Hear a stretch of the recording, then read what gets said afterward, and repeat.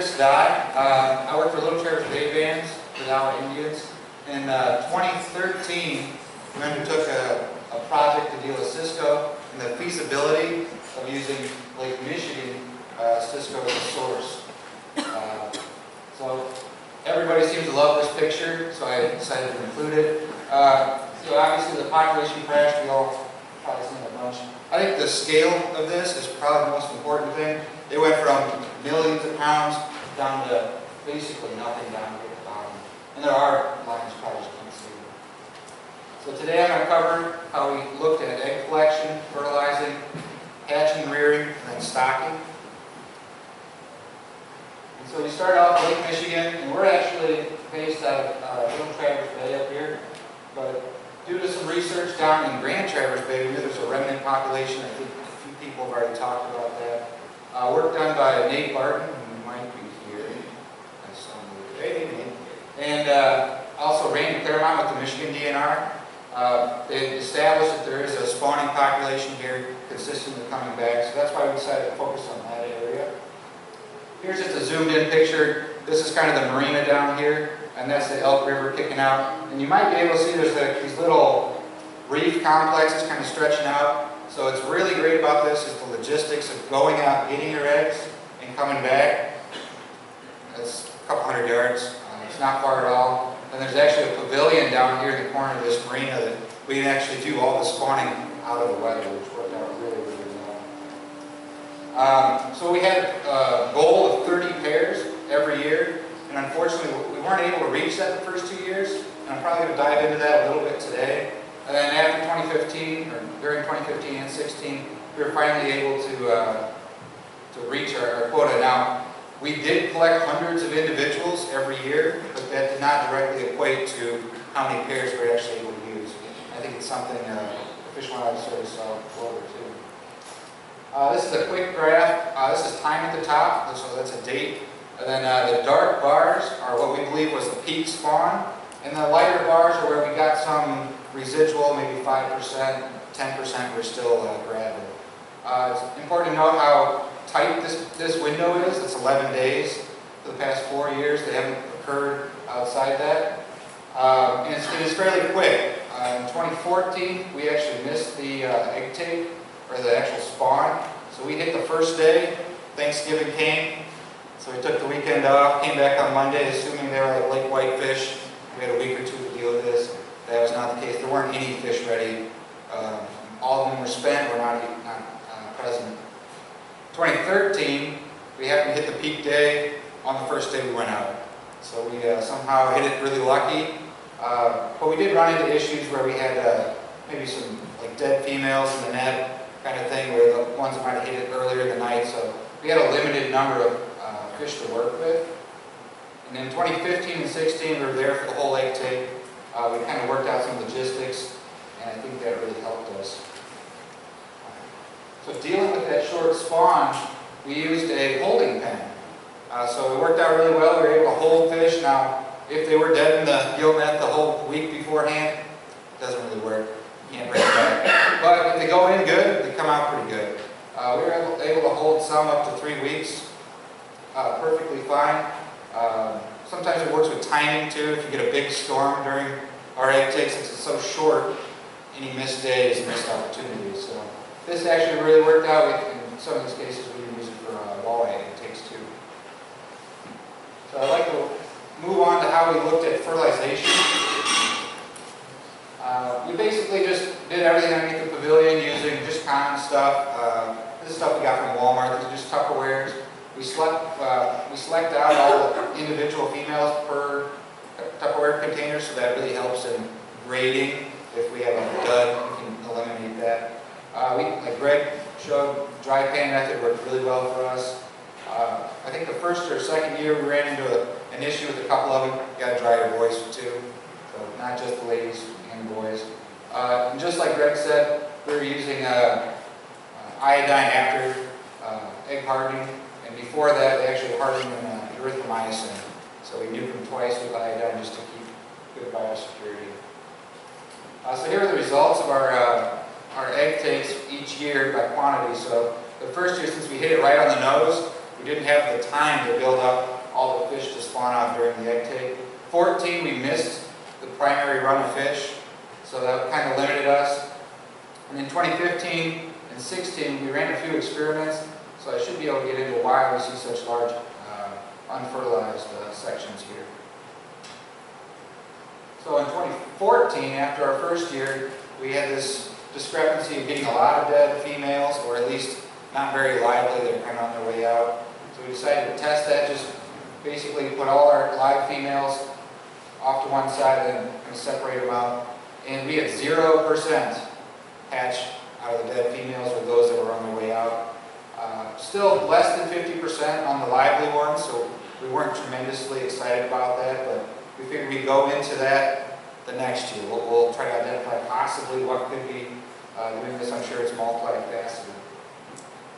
So we kind of look at egg quality. When you separate out the pairings, so these are individual pairings in each beaker, when you separate out each one, you start to notice patterns. And I think a lot of the staff, we kind of got this feeling that there might be something going on here. This egg tray shows what we're talking about, the different colors. We had this like applesauce color, as we would call it, and then we also had something that was like a dark orange juice, or maybe even a grapefruit juice. So in 2016, we actually decided to get a little deeper into that, and it probably doesn't show up very well, but everybody in the pour column here, we graded out all the yellow ones and kind of sectioned them off and then ran out those. And then we had all the ones that were like grapefruit juice, and we get some really, really dark eggs. And then we had an intermediate one that was kind of halfway in between. There's a general trend here that the bottom of the pour, we had less than 8%, maybe 8.5% fertilization rate, and it was upwards of, I think, 86 to 88% great condition. So there's a great trend towards the darker they were, the better. And so now we're basically just excluding or not working with these. And to figure out why these eggs are that color, I think will be of interest in the future. So we'll get into hatching and rearing. Just like Greg. Greg helped us design our facility, so you're going to see a lot of the same stuff. I'd just like to note that our egg jars for all of our experiments are a little smaller. Basically, I think in the first year, so Greg was talking about doing 7.8, that's our ambient water also. The first year we did chill the water down to 6.5. We didn't see much of a difference in the actual quality of the fish coming out. It just only extended the hatch date, something like 3 weeks. The colder temperatures pushed it back at least 3 weeks. And there's just a picture of some out-up eggs. Just like you probably saw at Greg's facility, we have the same kind of system, boxes, and with Greg's work we did commercial feeds worked really well for us. Just like Greg saw, we did run into issues with density. There's kind of this magic number. You get to 15 and all of a sudden the mortality rate kind of spikes and you start to see stress-related rollover, overinflated swim bladders, which was a really interesting observation. So once our fish get to 1 gram, right about June, July, we move up to these 8-foot tanks.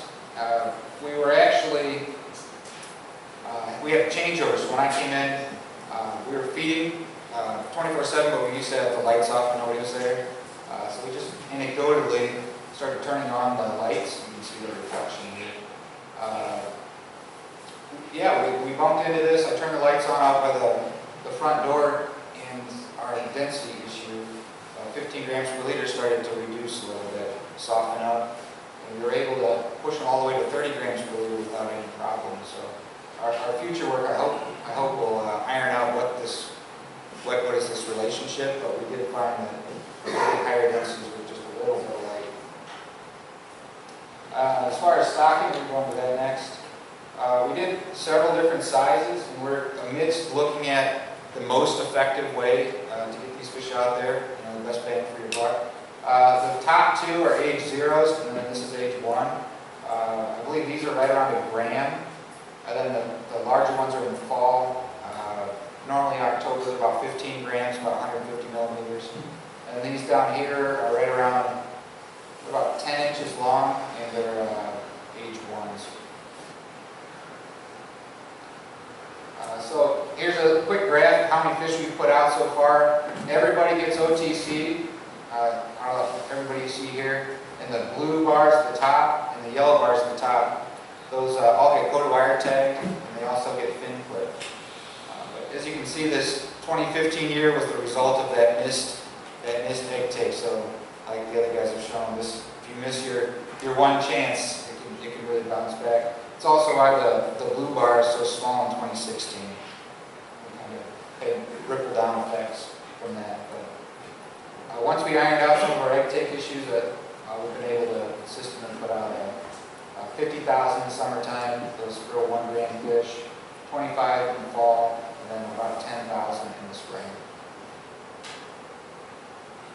So we looked into fin clipping in 2015, just to reaffirm that the traditional method of the cell-mounted program in the Great Lakes would still apply here. So basically, traditionally you would put it right in the coated wire tag right in their nose, and you would clip their adipose. So we basically just tested that to see if that still held true. There is no significant difference on this graph, and I need to make sure I point out this is reader agreement, so this is for clipping. We have the adipose fin, the ventral or pelvic fin, and then we have the pec fins. There's no significant difference here, but we believe with the larger sample size we probably would have seen the same trend. We just had a limited sample size. I don't think that really affected our results.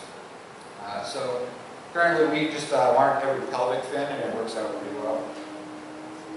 And then here we have tag retention. So we did the nose just like your normal trailer would do for lake trout, coho, chinook. And then we also did one at the nape of the neck, right above the operculum. The head tags did not retain much at all. And the nape of the neck was greater than 95% in all instances. So it didn't help us any to put it in their nose, and I think there's some look we could do at maybe the structures that are in there, but they seem to be lacking the structure that holds the tag very well.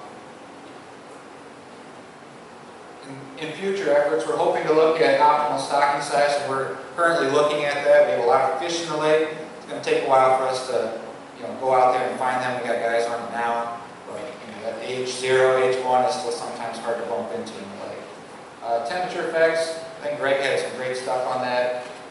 We're hoping to maybe iron out or feel out some other stuff on that. Our lighting effects, we're hoping to get onto that in hopefully next year. And spawning ecology, we're definitely seeing some strange things out during our egg takes and timing. How quickly they spawn, and also sometimes we see them distributed in an irregular pattern.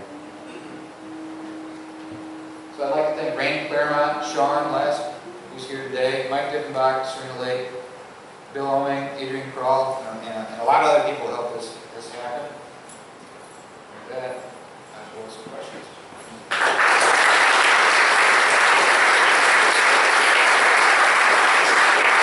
Do you have time for a couple questions? Hey, when you push the densities in the tanks on those, were they larger? As small as 15 to 20 grams. Okay. And then we push them even it's like 50 or 80. I don't know what cost that. Yeah. You or even Greg maybe answer this question because I asked him, with different depths, did you guys notice or track any difference in the rates of the head and jaw? Oh, the bubbleheads. So we have seen that. I don't know that we've actually lined up, because we do have some guys that do work with shapes and all that, with the head structures. So we haven't gone into that yet. We just know that our 2013 batch, we held a little longer than the others, and they did exhibit those. But we haven't really ironed out at what point it develops or if there's an influence. We didn't identify. I mean, we saw it, we get a little bit wide. Yep. So do you see your catfish go back? We haven't found one yet. Up until this year, right? So these two are pretty fresh, so I think we might find those. But before that, you can see we got a pretty small batch, and they were all pretty small when they went out. So most of these, the 50,000 in 2014, only had OTC marks.